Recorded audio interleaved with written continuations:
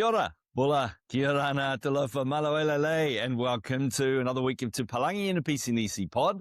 It's great to be here in Aotearoa, Auckland, and as you can see, we're actually here live in person together. Dave has blessed me with his presence on his way back to Rarotonga, and he's also bought me a gift on the way. Thank you very much, our good friend Josefa, for the hat, the cap, the Jura cap, and Dave, you can see, has actually passed it on rather than keeping it himself, which is particularly pleasing. But Dave, awesome to actually see you in person, my friend, and great to be here with you. Absolutely, Glenn. Well, great to be here. Talo whalawa. Welcome to everyone. And just to prove, I guess, that we do know one another in person and we have been seen in the same room together, here are the two Palangi in the same Businessy pod for this week. So awesome to be in New Zealand, Glenn, this week. It is a wee bit cold, but I'm surviving so far.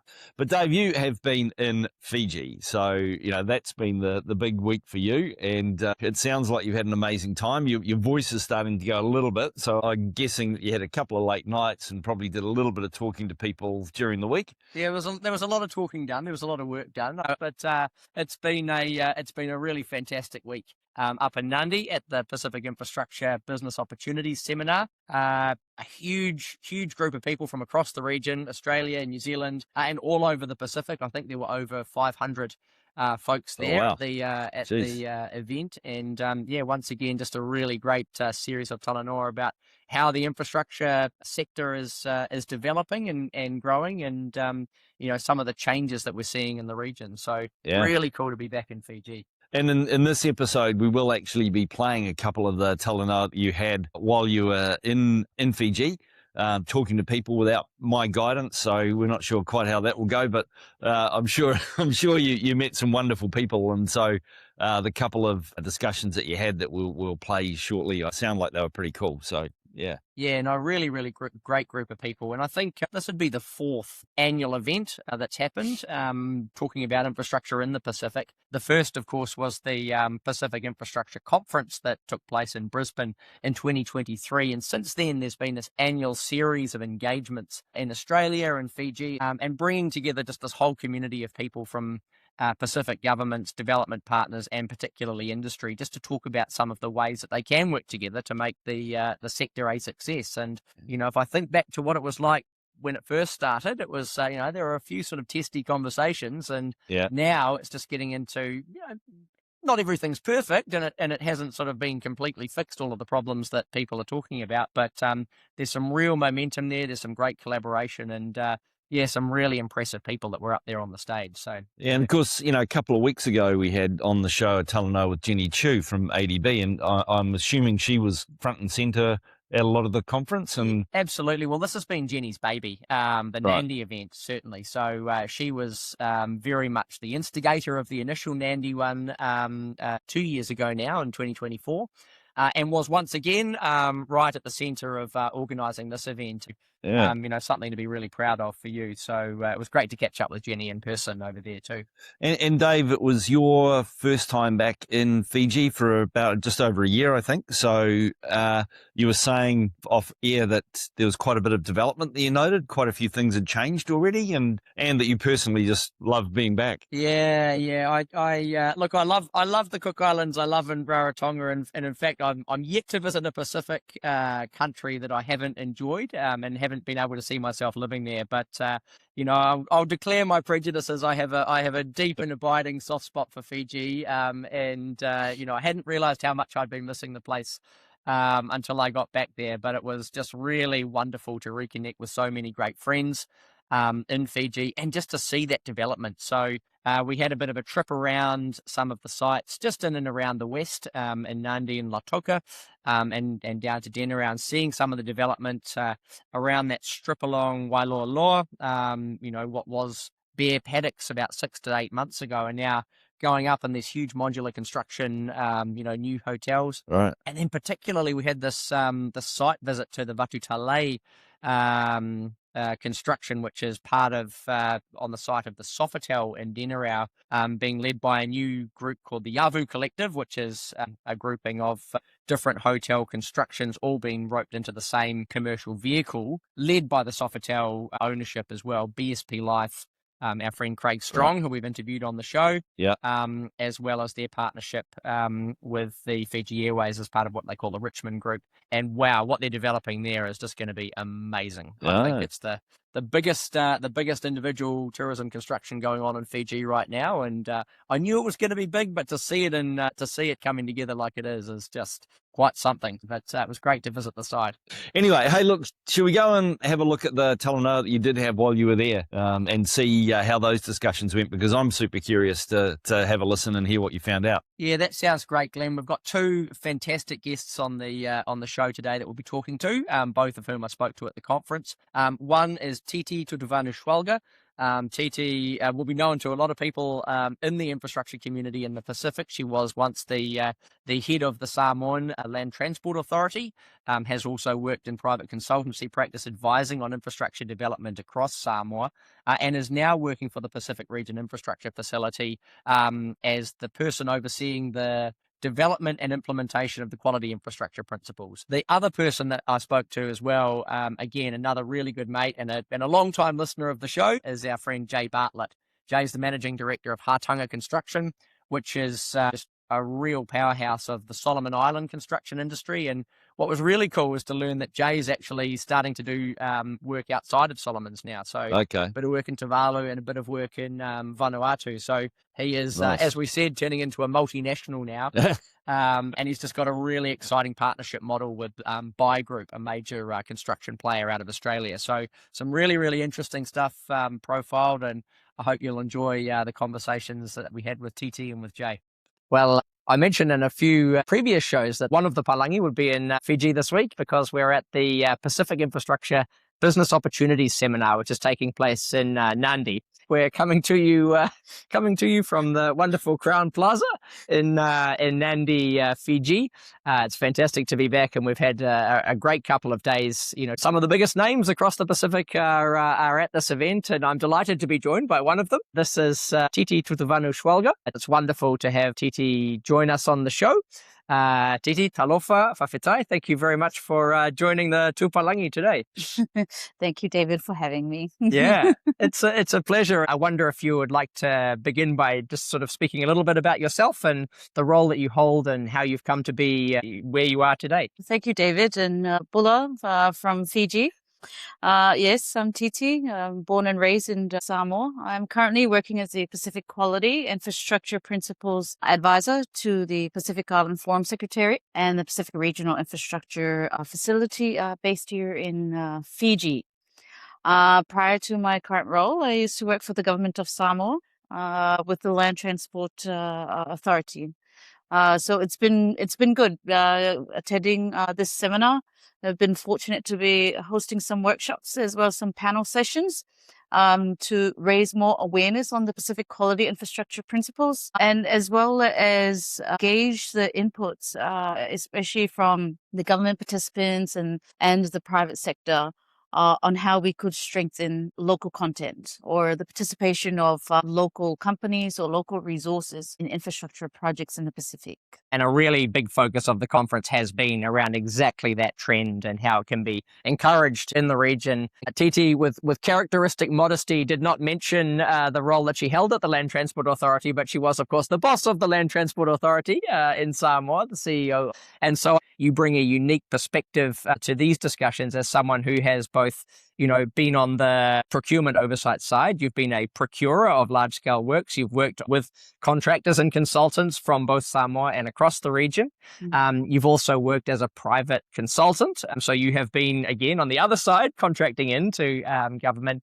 And now you occupy a role, as you say, at the regional level, where you provide that kind of coordination, oversight, and advice around some of these quality infrastructure principles. And I wonder if you want to speak a little bit about what the quality infrastructure principles are. So what are they, and how do you implement them? Yeah, Pacific Quality Infrastructure Principles, they're a set of 7 principles, and they were endorsed by the Pacific Forum leaders in 2023. This underscores the regional, even at the regional leadership level, they would really like to see more quality infrastructure being built, hence why they endorse these 7 principles. These being local content, value for money, climate resilience, inclusivity, environmental and social safeguards, responsible borrowing and governance, and private sector investment. The local content being a very popular theme during this seminar, the leaders want to see more local people being used in infrastructure projects.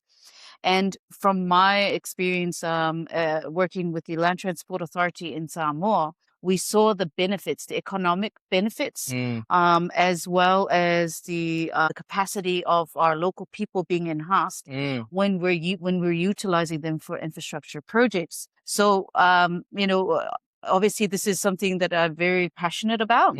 And would like to see the same utilization of local resources in infrastructure projects in our Pacific Island neighbors.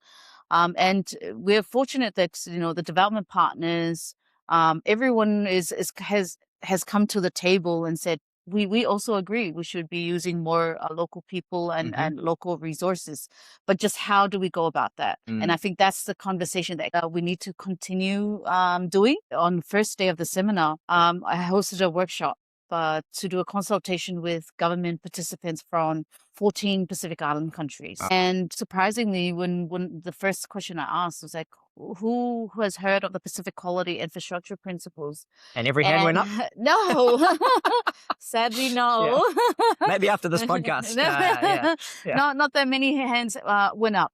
This really shows how, while our leaders have endorsed these principles, our infrastructure practitioners on the ground who are supposed to be implementing these principles are not aware, right? So awareness is key. And this is part of my work to help raise awareness on these principles.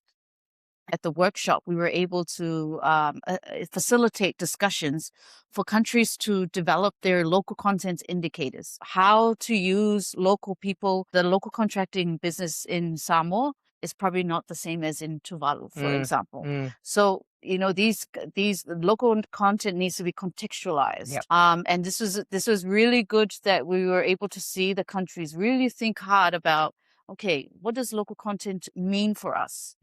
I am aware that ADB have, they're encouraging local content in their procurement by having, every contractor that gets awarded a job has to demonstrate that they have 50% of the workforce is local. However, it's probably in the case of Samoa, they'll be able to meet that. But for other countries, smaller countries, they probably won't be able to meet that 50%. So this was why I was happy to see the countries really think about what is the local content. And the long-term goal is that these local content indicators are used by the countries when they're negotiating with the development partners. So it's not just something that we're going to talk about here in Nadi and then forget about it. It's more like creating the foundation of the long-term work on PQIP. As we heard from some of the sessions earlier this morning, there is quite a thriving and a very successful local construction and consulting industry. What I found really interesting when you're talking about the different countries' priorities around localization, so it's not necessarily a one-size-fits-all. How is that kind of playing out in practice? Yeah, it's the workshop in itself had proven like it's a good start, but there's still a lot of work that needs to be done. The government participants that attended would probably be coming from one sector, the energy sector. So, whereas infrastructure, we were talking about transport, airports, all different types of infrastructures. There still needs to be a lot of follow-up consultation. And at the same time, will development partners listen to these indicators that has been set by the countries? And I think the onus is on the countries to convey these local content expectations. Like you said, there's the private sector here in the Pacific is thriving. And I think this is good news to the private sector to see that their own governments are pushing to make sure that there is a high chance of them getting those infrastructural works. If you're, say, a New Zealand or an Australian company that's looking to do work in the Pacific and looking to be as effective as you can to that local content requirement, but also enable a local industry to be the best that it can be within that project. What are some of the things that they should be thinking about doing? Yeah, the key, and it has come out from panel discussions this seminar, is forming those relationships on the ground with the private sector and government counterparts in the countries, and respecting them. I think that is key. While the Pacific is spread across a lot of areas, it can be very small. If you leave a really bad impression in one country, you can bet your bottom dollar is going to reach the other side of the Pacific Very quickly. Yeah, faster than the coconut wireless, faster than the speed of light, right? Speed of light. Yeah, exactly. And two, you're honoring what you say you're gonna do to help out the local people or the local private sector. We have seen proposals being provided by companies, and it sounds so nice. And then come implementation time, they're not actually doing it. What I'm seeing is that most of the government participants are seeing they would like to see a market assessment of their private sector. It was good that at the workshop we were able to showcase that some development partners, including New Zealand, have done market assessment for local contractors in some of the Pacific Island countries. And these are tools that governments can use to inform their procurement packaging. I know from experience in Samoa for the Land Transport Authority, that is how we managed to have mostly, I would say 99% or 90% local companies have built infrastructure, most of the roads and bridges back home. Awesome. It's using these tools that the development partners have assisted us on to inform the procurement packaging. Yes, and speaking to the Samoan government delegation, they made exactly that point yesterday about how the local industry has really grown and stepped up in a very positive way to be able to deliver some of those projects at scale that previously would have required like a major international contractor to deliver. That point that you made about the visibility of the sector and knowing from outside who are the key players is one that is also worth highlighting, because another initiative that's been talked about at this conference is the launch of a new website.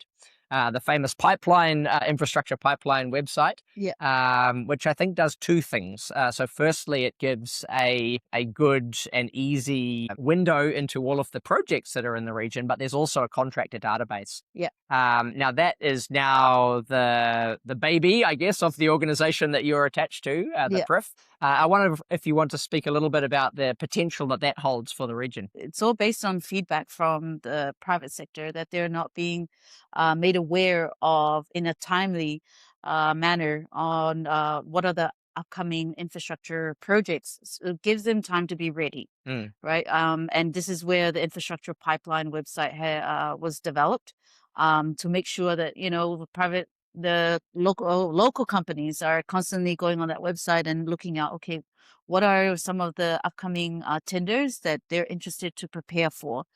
And you mentioned the contractor database, because now, most of the time the private sector is saying, when we want to bid for something, we don't know who are the other private sector companies in that country that perhaps they want to joint venture or subcontract.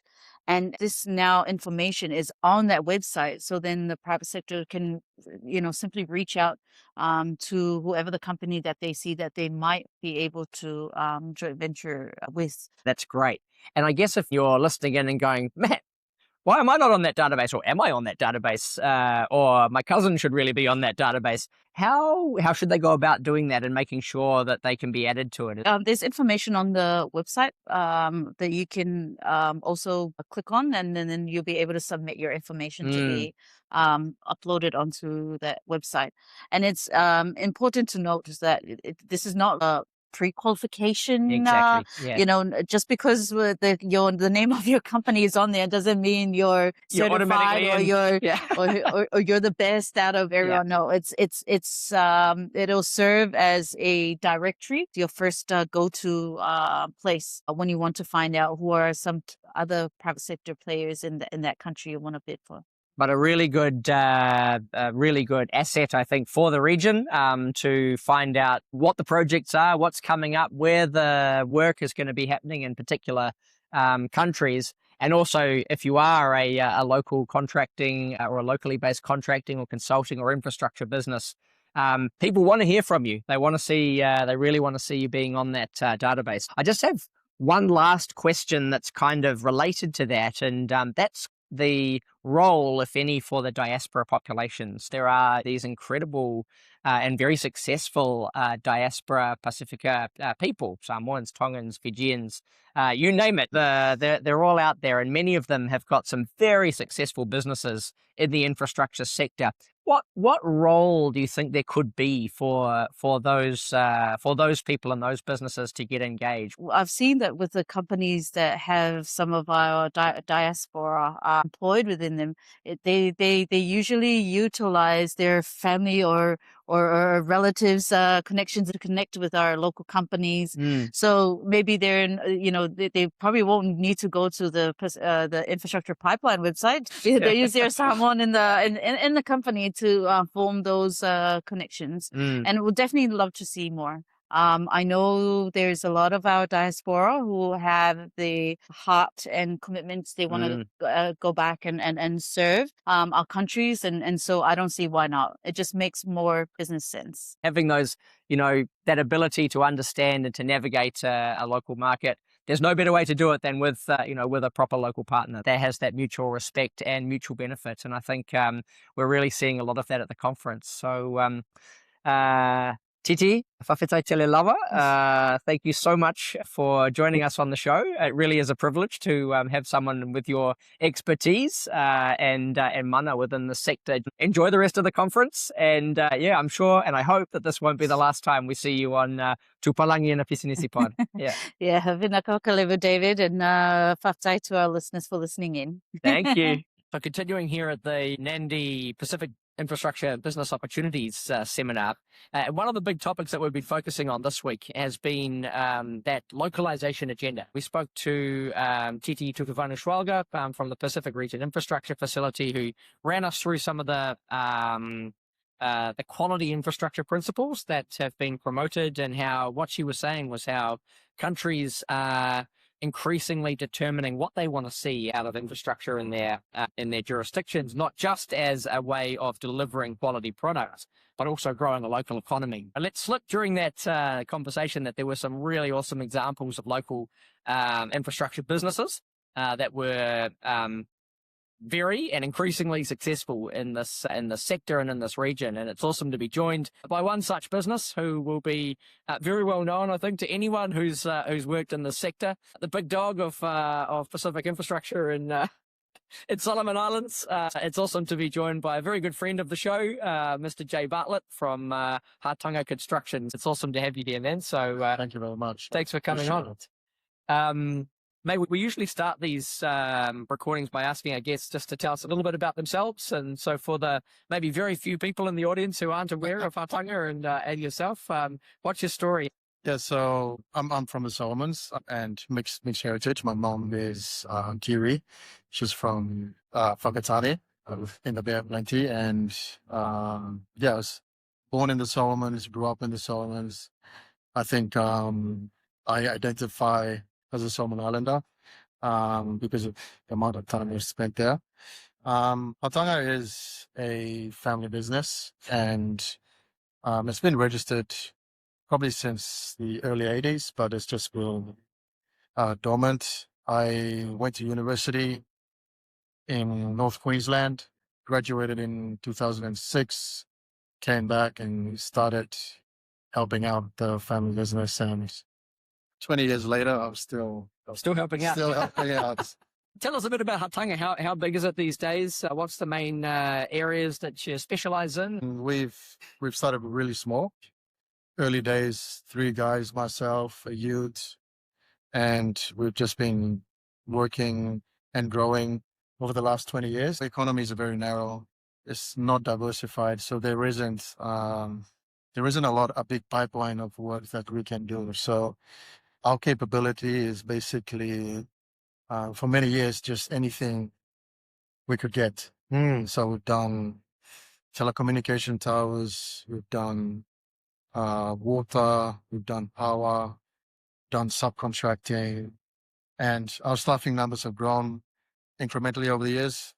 Now we are about 250 permanently. Wow. And that's probably forecasted to grow over the next few months because we've got the number of projects in the pipeline. So at the moment, we're doing work for the Australian government through a program called SIP. That's a market. We subcontracted to Dana for the Sydney terminal.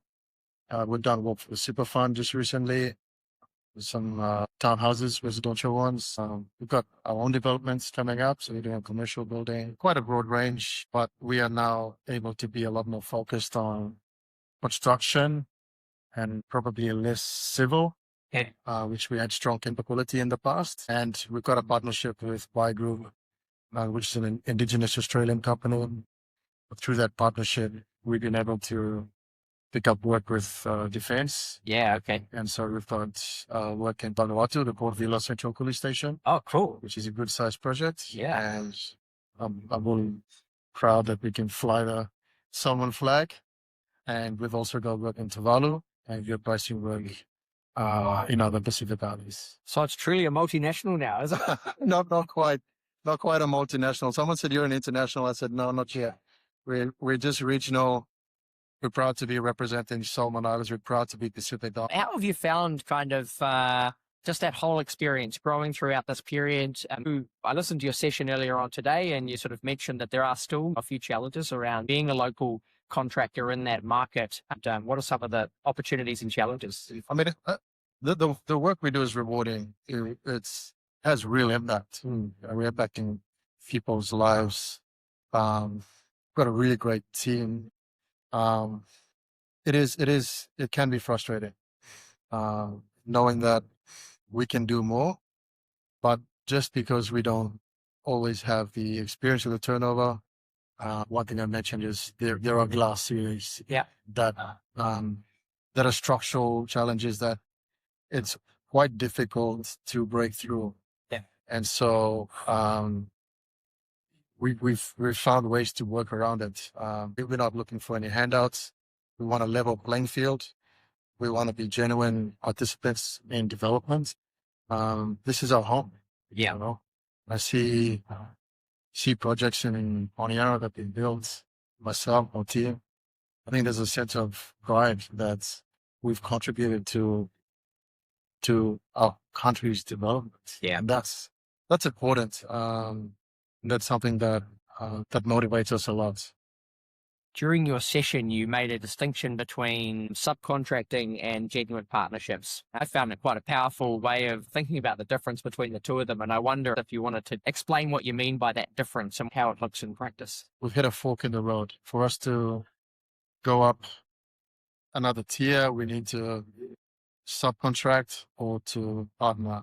And we've done both. We've subcontracted to large multinationals, large internationals, real internationals. Right. And we developed a partnership with Y Group. But subcontracting doesn't enable us to grow our capability. It's short, it's one-off, and we tie to the head contract. They pass the risk down. We end up with risk and not a lot of reward for that risk. And often, we're tied to subcontracting arrangements that, these large companies have legal departments. Yeah. We're trying to do, as a business owner, we're trying to do everything ourselves.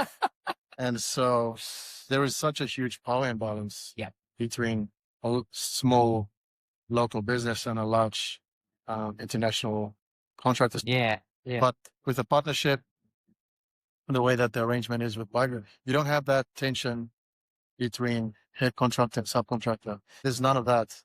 We charge our resources to the project. Right. At the end of the job, whatever margin is left, that's shared equally. Wow. Between a partner and ourselves. Yeah. 50-50. Well, it's not 60-40, 70-30, it's 50-50. It's awesome. And so our incentive is to deliver efficiently as best as we can.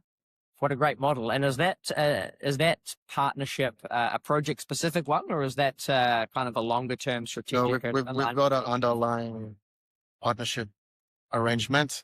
And for each project, we have a project charter, Okay. which outlines for that project, both working towards a common goal of delivery. That's our focus. Yeah. We sit in the same canoe. We're paddling in the same direction. Yeah. Fantastic. How did that kind of arrangement come about? Whose idea was it? And how have you sort of evolved it over time to get it to where it is today? Yeah, so the idea came from a mutual friend. He was actually a consultant, JF Consulting, and he's worked in the Pacific. He understands the challenges we have. And he did some work for Buy Group in Australia. And he saw the synergies there. And so he encouraged us to talk. And we agreed that, we needed a partnership. We signed a MOU without having any jobs. Mm-hmm. And that framework outlines how we work together. And any job that came up, we priced together. But the actual kind of commercial arrangements, Buy Group has a partnership agreement with a larger company. So they're doing what we're doing to enable them to move up certain tiers in Australia. Yeah. And the company is called Construction Control in Canberra. Yeah. So their partnership is called BOICC. Mm-hmm.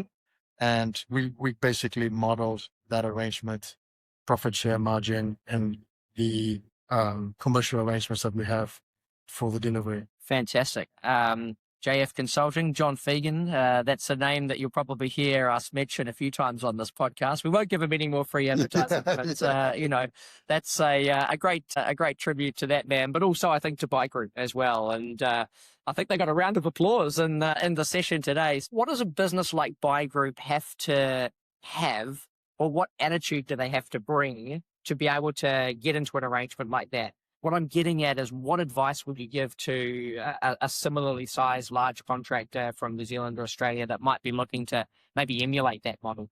Yeah, I mean, they're in the Pacific because of Hatanga. I think if we went there, they wouldn't enter into this market.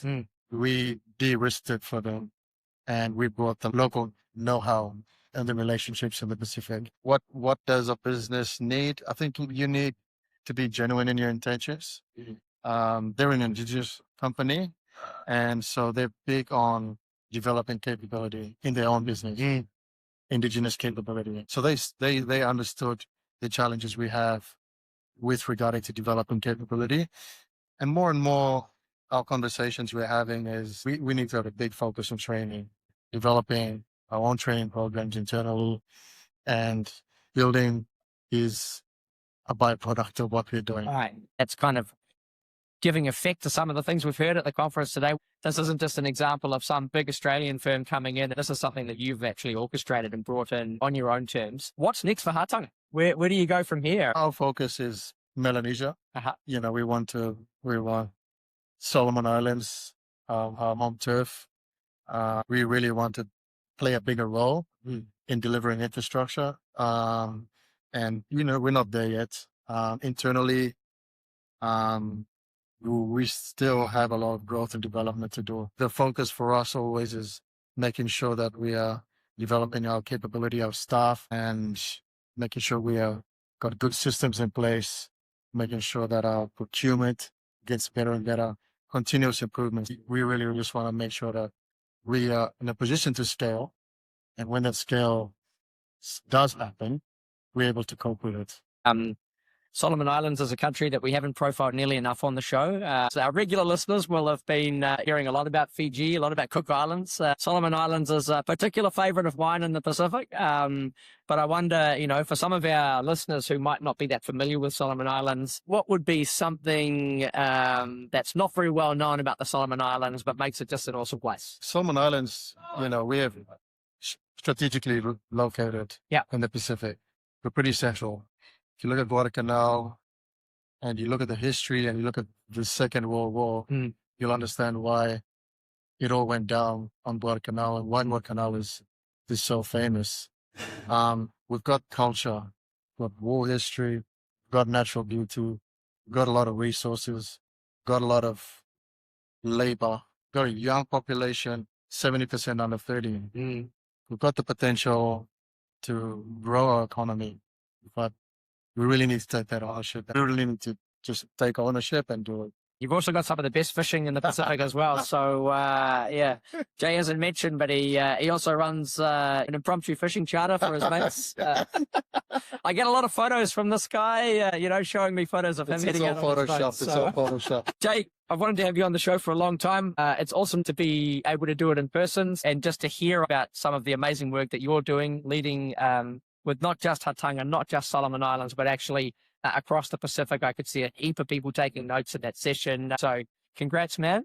Thank you so much. And look forward to seeing you again in Honiara sometime. Awesome. Thank you so much. And appreciate it. And I hope that we can inspire other Pacific businesses to step up. Thank you.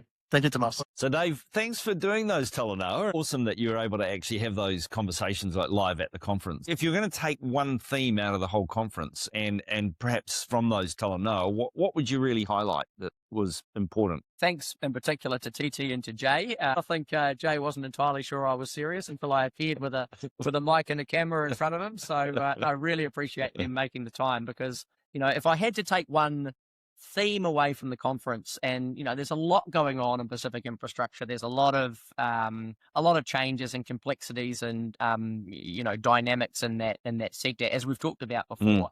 But I think probably one of the biggest themes that was coming out was this idea of increasing localization in the region, and that means sort of different things to different people. There's no one definition of what it actually means, but at its core, it's the idea that delivering a project or delivering infrastructure in the region isn't just about putting a nice bridge in there or putting a good water pipeline. It's actually developing a community and an economy and an industry around that, one that will last and be able to maintaining, but also growing and building other things. And so, in my view, and I'm biased because he's a mate, but Jay really is, the example of how that's being done successfully.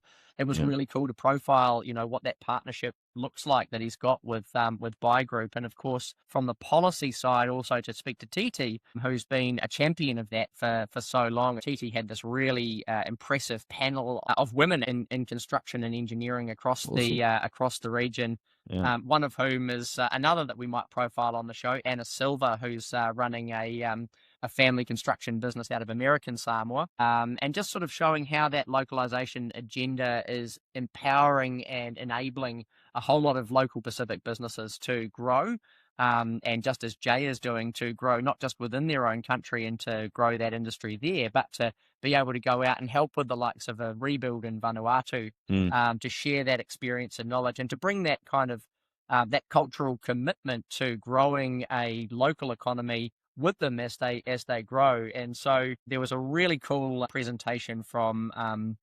Ofa from McConnell Dowell, who's leading the McConnell Dowell presence up in Tonga, and she was saying that it's been so cool for her even to work as part of a very large organization to have this Pacific infrastructure work going on to enable her to go to Tonga to reconnect with her family, to be part of that community where she's from, even though she's been studied and trained and started her career in New Zealand. So for me, I think that just illustrates that infrastructure, it's not just drawings and plans and pouring concrete and steel, it's real people and really interesting and cool people doing some great stuff for the communities. Well, it's great to bring those learnings back to the show, Dave, and I have to say, incredibly jealous that you were in Fiji this week and catching up with a lot of good friends and some good learning at the conference as well.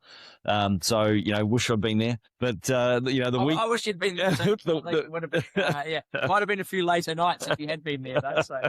Yeah, no, I'm very sensible. Anyway, this week coming, of course, from many parts of the Pacific, including here in Aotearoa, New Zealand, we have a short week because we've got a holiday on Monday, which is fantastic. Thank you, King Charles. Yeah, thank you, King Charles. Love that. But also just mentioning and celebrating that Samoan Language Week as well in this week ahead. So talofa for that. Yeah, exactly. And of course, slightly coincidental, I suppose. We certainly didn't choose a Samoan guest in TT because it was Samoan Language Week, but a very happy coincidence to have a real powerhouse of the Samoan government and industry on the show. So Yeah, talofa to all of our friends in Samoa, whawhetai for listening. Where are you off to for the long weekend, Glenn? You're about to get on a plane, aren't you? Actually flying down to Otipoti, Dunedin. And so, yes, heading off to the airport in a couple of hours and going to fly down to Dunedin and spend a wintry weekend down there, having a midwinter Christmas celebration. So looking forward to that. Well, meanwhile, there'll be a far cry from Rarotonga, which is where I'm flying later this afternoon. And looking forward to getting back to the family. Really looking forward to reconnecting with all of the gang back there. Awesome. Well, hey, Dave, it's been wonderful to actually record Tu Palangi in a Piece and Easy pod in person with you and actually being in real life. Yeah, no, awesome. Good to be home, even for a few hours. But yeah, it's been another fantastic week. And what I'm really excited about with the show, Glenn, is that in addition to this great, infrastructure sort of Talanoa that I had last week, we've also got a really exciting pipeline of other guests who I managed to record with as well while we were there, as well as some others that we've been in contact with. And I'm just super excited about the shows that we've got coming up. So stay tuned. Keep telling your friends about us. And if you are in any way interested in Pacific business and what's going on across this incredibly dynamic region, don't hesitate to get in touch. You can find us on all of the social media channels, but also, of course, our dedicated email address, tu.palangi, Palagi, @gmail.com. It's awesome to keep getting that feedback. It's great to keep making those connections. Once again, whawhetai lava, this has been your Tu Palangi in a Piece and Easy pod for the week ending 30th of May.